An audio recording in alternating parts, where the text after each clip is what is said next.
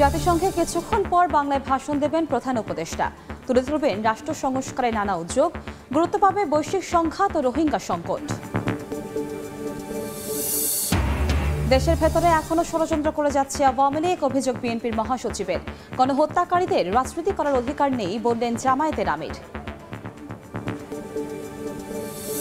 নভেম্বরে পদ্মা সেতু হয়ে যশোর পর্যন্ত ছুটবে ট্রেন, শেষ পর্যায়ে কাজ। নদী শাসনের জন্য 900 কোটিতে কেনা জমির বেশিরভাগই বিলীন, ব্যাপক দুর্নীতির অভিযোগ। এবং শুধু বিনিয়োগ ও উন্নয়ন নয়, স্বচ্ছতার লক্ষ্যে চট্টগ্রাম বন্দর সংস্কারের দাবি ব্যবসায়ী ও ব্যবহারকারীদের। জাতীয় নিরাপত্তা ও স্বার্থকে প্রাধান্য দেওয়ার তাগিদ।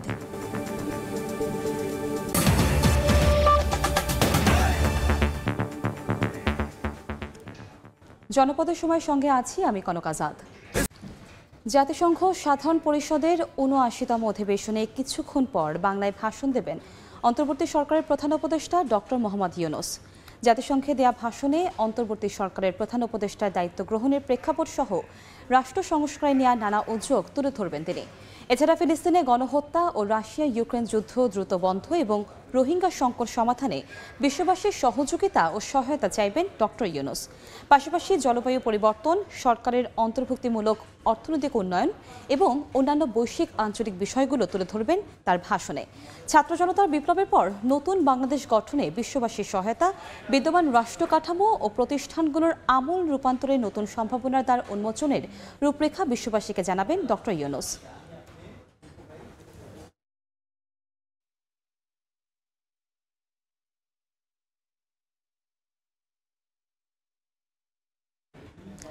এই মুহূর্তে নিউ ইয়র্কের জাতিসংঘ সদর দপ্তরের সামনে আছেন রিপোর্টার হাসানুজ্জামান সাকি। আমরা সরাসরি যাচ্ছি তার কাছে। সাকি, এর আগে বহুবার, অসংখ্যবার ডক্টর মোহাম্মদ ইউনূস জাতিসংঘের অধিবেশনে এসেছেন, তবে এবারই প্রথম তিনি বাংলাদেশের সরকার প্রধান হিসেবে জাতিসংঘের সাধারণ অধিবেশনে ভাষণ দিচ্ছেন। এবারের প্রেক্ষাপট ভিন্ন। ক্ষমতার পালাবদলের পর যে পরিস্থিতি, সেই পরিস্থিতিতে অন্তর্বর্তী সরকারের দায়িত্ব নিয়েছেন ডক্টর মোহাম্মদ ইউনূস এবং সেই প্রেক্ষাপট তিনি জাতিসংঘে বিশ্ব দরবারে তিনি তুলে ধরবেন বলে আমরা ধারণা করছি।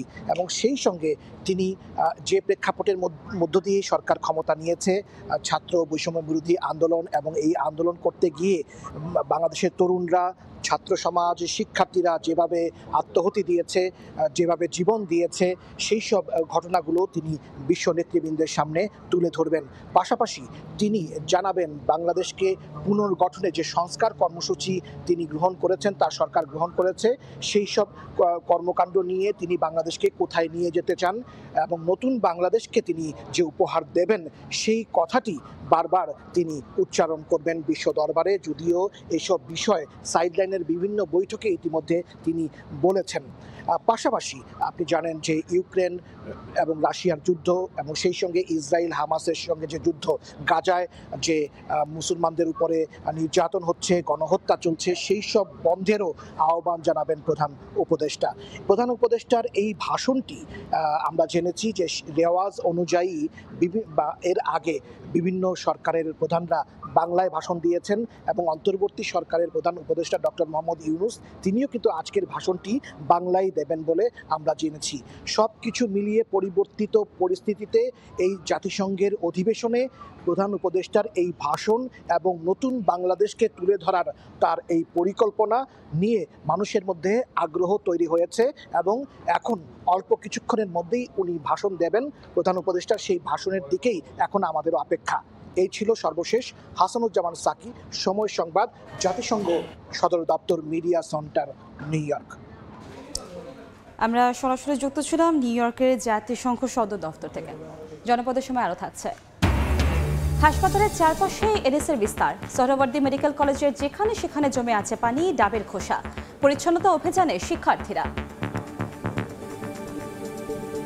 আওয়ামী লীগ দেশের ভেতরে এখনো ষড়যন্ত্র করে যাচ্ছে বলে অভিযোগ করেছেন বিএনপির মহাসচিব মির্জা ফখরুল ইসলাম আলমগীর।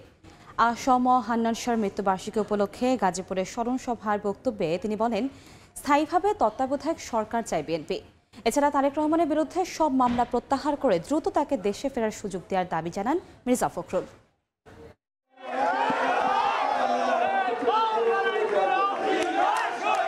সাবেক মন্ত্রী, বিএনপির স্থায়ী কমিটির সাবেক সদস্য আসম হান্নান শাহর অষ্টম মৃত্যুবার্ষিকী উপলক্ষে গাজীপুরের কাপাসিয়ায় স্মরণ সভা। বৈরী আবহাওয়া উপেক্ষা করেই স্মরণ সভা পরিণত হয় সমাবেশে। শুরুর আগেই কানায় কানায় পরিপূর্ণ সভাস্থল।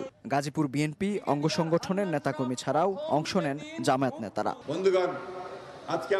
স্মরণ সভায় প্রধান অতিথির বক্তব্যে শুরুতে দল ও গণতন্ত্রের জন্য প্রয়াত হান্নান শাহর অবদান তুলে ধরেন বিএনপি মহাসচিব মির্জা ফখরুল ইসলাম আলমগীর।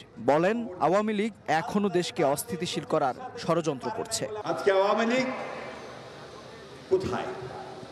আওয়ামী লীগ পলাইছে, কিন্তু লোকগুলো এখনো ভিতরে আছে এবং তারা বিভিন্ন রকম ষড়যন্ত্র করছে। তারা বিভিন্নভাবে দেশে অস্থিতিশীল অবস্থা সৃষ্টি করতে চাচ্ছে। আপনাদের ইন্ডাস্ট্রিয়াল এরিয়া গাজীপুর, এখানে তারা গার্মেন্টস ফ্যাক্টরিগুলোতে অশান্তি সৃষ্টি করতে চেষ্টা করেছে না?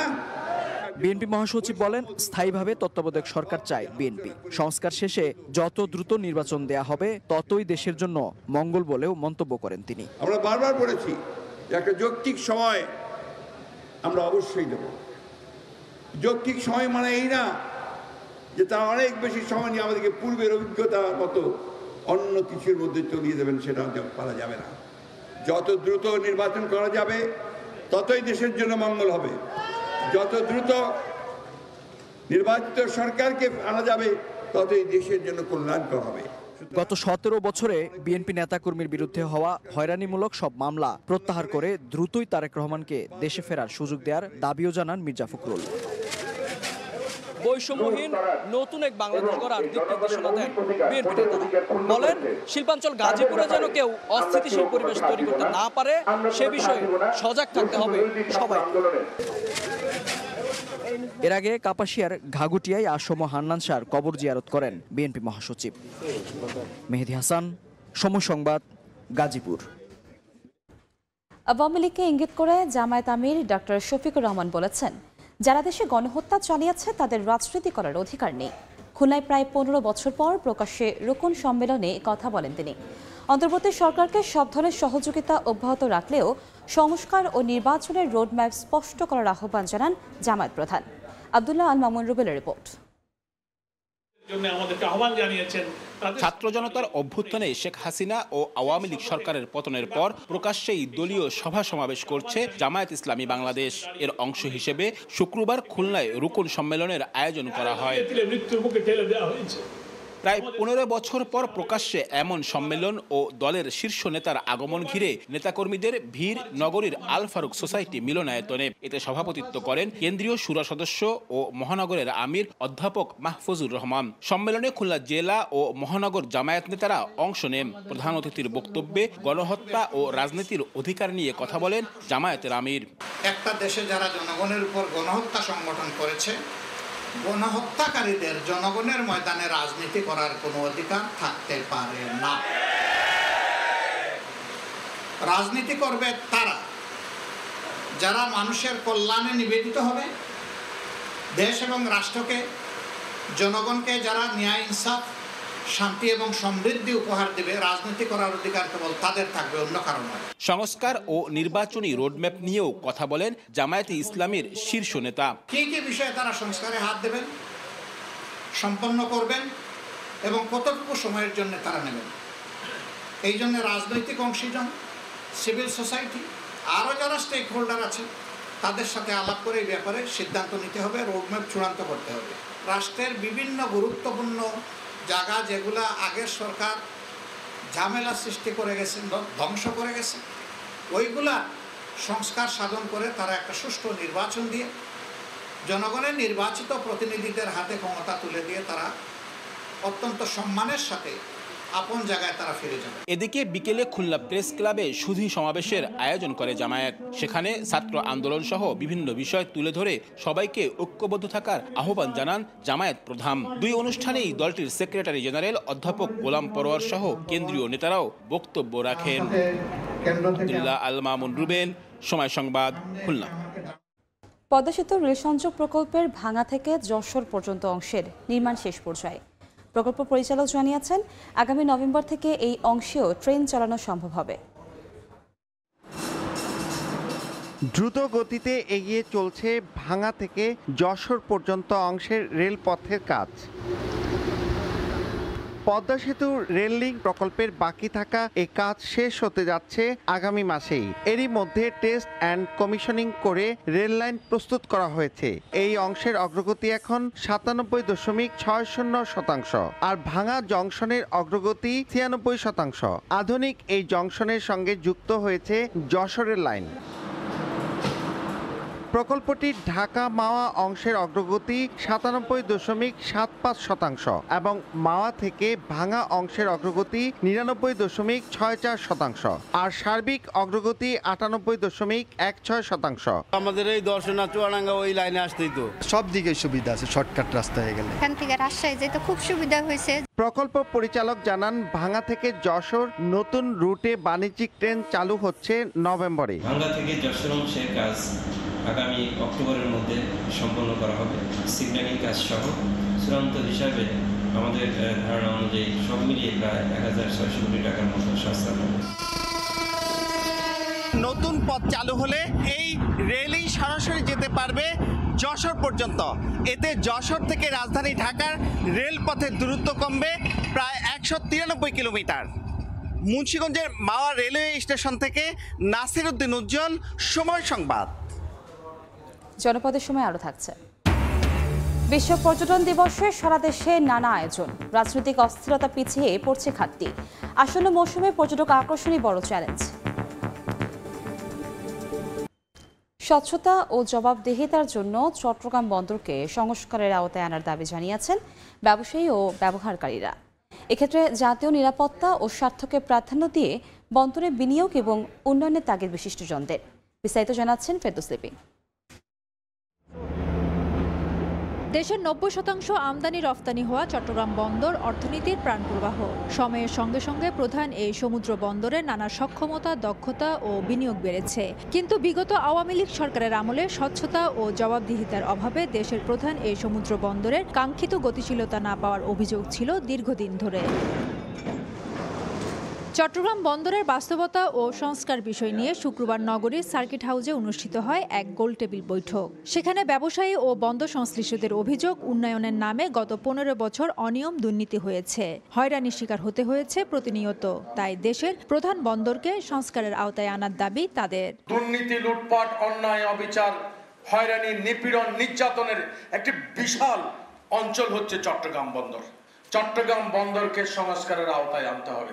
আমদানি এবং রপ্তানির যে অবস্থান, সেটিকে চট্টগ্রাম বন্দরকে আরো নতুন করে ঢেলে সাজাবার একটা সময় এসে শুধুমাত্র প্রশাসনিক ও ব্যবস্থাপনা সংকট কাটানোর দাবির মধ্যে সীমাবদ্ধ না থেকে জাতীয় নিরাপত্তা ও স্বার্থকে প্রাধান্য দিয়ে চট্টগ্রাম বন্দরে বিনিয়োগ ও উন্নয়নের তাগিদ বিশিষ্টজনদের। বোর্ডের পুনর্গঠন করে বোর্ডকে অনেক জবাবদিহিতামূলক বোর্ডকে করা যায়। চট্টগ্রাম বন্দর একটা মিলিটারি ইস্যু, এটা খুব গুরুত্বপূর্ণ ভূরাজনৈতিকভাবে। ফলে এটাকে শুধুমাত্র ব্যবসায়িক দিক থেকে দেখলে কিন্তু চলবে না। এই সরকারের মধ্যে অনেককে পেয়ে যাবো আমরা, যাতে অনেক কিছু আমরা করে নিতে পারবো। নতুন বাংলাদেশ গঠনে চট্টগ্রাম বন্দরের সর্বোচ্চ সক্ষমতাকে কাজে লাগানোর আহ্বান বন্দর সংশ্লিষ্টদের। ফেরদৌস লিপি, সময় সংবাদ, চট্টগ্রাম। দেখছেন জনপদের সময়। ডেঙ্গু পরিস্থিতি বিবেচনায় হাসপাতালে পরিচ্ছন্নতা অভিযান শুরু করেছেন সাধারণ শিক্ষার্থীরা। সকালে শহীদ সোহরাওয়ার্দী মেডিকেল কলেজ হাসপাতালে গিয়ে ভঙ্গুর পরিচ্ছন্নতা ব্যবস্থার নিন্দা জানান তারা। এ সময় জনবল সংকটের অজুহাত দেখায় হাসপাতাল কর্তৃপক্ষ। হাসপাতালে পরিচ্ছন্নতা কার্যক্রমের অংশ হিসেবে শুক্রবার সকালে রাজধানীর শহীদ সোহরাওয়ার্দী মেডিকেলে যায় বিভিন্ন প্রতিষ্ঠানের শিক্ষার্থীদের একটি দল। এটা আমাদের দেশ, আমরা না করলে এটা কেউই করবে না। আর আমরা যদি এই দেশটাকে হেলাফেলা করি, তাহলে আমাদের এইগুলো যে এভাবে ময়লা হয়ে পড়ে থাকবে। কোনোদিন এখানে পরিষ্কার পরিচ্ছন্নতা কোনো কর্মসূচি দেখি নাই। আজকে যখন আমরা বৈষম্য বিরোধী দল থেকে আসছি, তখন দেখতেছি তারা তাদের কার্যক্রমটা দেখাইতেছে। ওয়াশরুমের ওইদিকে দেখলাম সে সমস্ত নোংরা আসলে একটা রোগীর খুবই ইম্প্যাক্ট পড়তে পারে। জমে থাকা পানি যেখানে এডিসের প্রজননের উপযুক্ত ক্ষেত্র, সেখানে হাসপাতালের ভেতরের নোংরা পরিবেশ নিয়ে মিশ্র প্রতিক্রিয়া রোগী ও স্বজনদের। মাঝে মাঝে মনে হয় নোংরা, কিন্তু ওনারা পরিষ্কার করে, তো রেগুলারই পরিষ্কার করে, হয়তো মাঝে মাঝে 1-2 দিন বাদ যায়। প্রত্যেকটা ওয়ার্ডের সিটের নিচে একটা বল দেওয়া হয়, খোলা, যেটার ভিতরে ময়লা রাখা হয় দুর্গন্ধগুলা রোগীর ভিতরে ছড়ায়। অব্যবস্থাপনার কথা স্বীকার করলেন হাসপাতালের পরিচালকও। আমার যে পরিমাণ জনবল থাকার কথা ছিল আমার আছে তার অর্ধেক, এবং আমাদের দেশের মানুষের অভ্যাসও একটা বড় ব্যাপার। তারা নির্ধারিত জায়গায় ময়লা ফেলে না, নির্ধারিত জায়গায় পানের পিক ফেলে না, টয়লেটটা নিজের থেকেও যে একটু যথাযথভাবে ব্যবহার করা যায় সেখানেও আমাদের একটা গ্যাপ রয়ে গেছে। স্বাস্থ্য অধিদপ্তরের তথ্য অনুযায়ী গত 26 দিনে সারা দেশে ডেঙ্গুতে আক্রান্ত হয়ে মারা গেছেন 58 জন। আসিফ মোহাম্মদ সিয়াম, সময় সংবাদ, ঢাকা। দেখছেন জনপদের সময়। নানা আয়োজনে দেশের বিভিন্ন স্থানে পালিত হয় বিশ্ব পর্যটন দিবস। স্থবিরতা কাটিয়ে দেশের পর্যটন খাত আবারও ঘুরে দাঁড়ানোর আশা সংশ্লিষ্টদের। ঢাক ঢোল আর বাদ্যের তালে হাজারো মানুষের এগিয়ে চলা, পর্যটন শান্তির সোপান, এই স্লোগান সামনে রেখে এগিয়ে যাচ্ছে বর্ণাঢ্য র্যালি।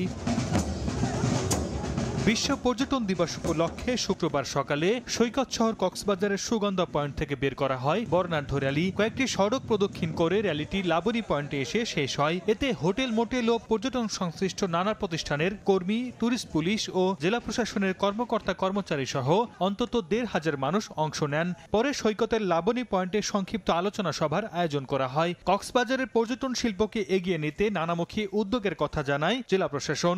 এটি আসলে একটি দিবসের মধ্যে থাকবে এটা আমি মনে করি না, এটা আসলে 365 দিনই পালন করা উচিত। সমস্ত কমিউনিটিকে সাথে নিয়ে কিন্তু পর্যটনটাকে বিকাশ ঘটাতে হবে। এখানে শুধু ব্যবসায়ী কিংবা সরকার পারবে না। বিশ্বের নানা দেশে ভালো বীজগুলোর যে বেস্ট প্র্যাকটিসেস সেগুলো আমরা ফলো করার চেষ্টা করছি। পুলিশ সহ আইন শৃঙ্খলা বাহিনীর সকলকে সাথে নিয়ে আমরা এই কাজটি করব। এদিকে সিলেট জেলা প্রশাসকের কার্যালয় থেকে একটি র্যালি বের হয়ে নগরীর বন্দরবাজার সড়ক প্রদক্ষিণ করে পুনরায় জেলা প্রশাসকের কার্যালয়ে এসে শেষ হয়। এদিকে দিবসটি উপলক্ষে সিলেট ওসমানী আন্তর্জাতিক বিমানবন্দরে ঢাকা থেকে আসা 74 যাত্রীকে ফুল দিয়ে শুভেচ্ছা জানিয়েছে বিমানবন্দর কর্তৃপক্ষ। ওসমানী বিমানবন্দরের পরিচালক জানান, পর্যটক আকৃষ্ট করতে আগামীতে আরও পরিকল্পনা গ্রহণ করা হবে। পর্যটনের একটা বড় জায়গা হচ্ছে বাংলাদেশের মধ্যে সিলেট। এখানে যে সাম্প্রতিক স্থবিরতা আছে সেটা অচিরেই কাটিয়ে উঠবে। আমাদের প্রশাসনের পক্ষ থেকে সকল প্রস্তুতি নেওয়া আছে। পর্যটকরা যত ধরনের সুবিধা আমাদের কাছ থেকে পান সেগুলো আমরা আগের মতোই তাদেরকে দিতে পারবো। সাগরকন্যা কুয়াকাটায় নানা আয়োজনে উদযাপন করা হয় দিবসটি।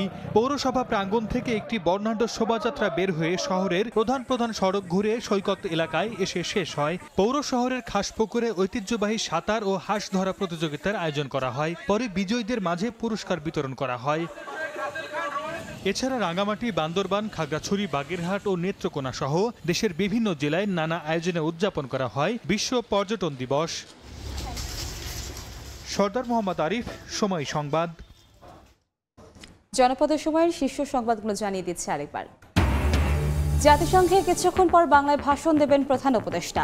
তুলে ধরবেন রাষ্ট্র সংস্কারের নানা উদ্যোগ, গুরুত্ব পাবে বৈশ্বিক সংঘাত ও রোহিঙ্গা সংকট। দেশের ভেতরে এখনো ষড়যন্ত্র করে যাচ্ছে আওয়ামী লীগ, অভিযোগ বিএনপির মহাসচিবের। গণহত্যাকারীদের রাজনীতি করার অধিকার নেই বললেন জামায়াতের আমির।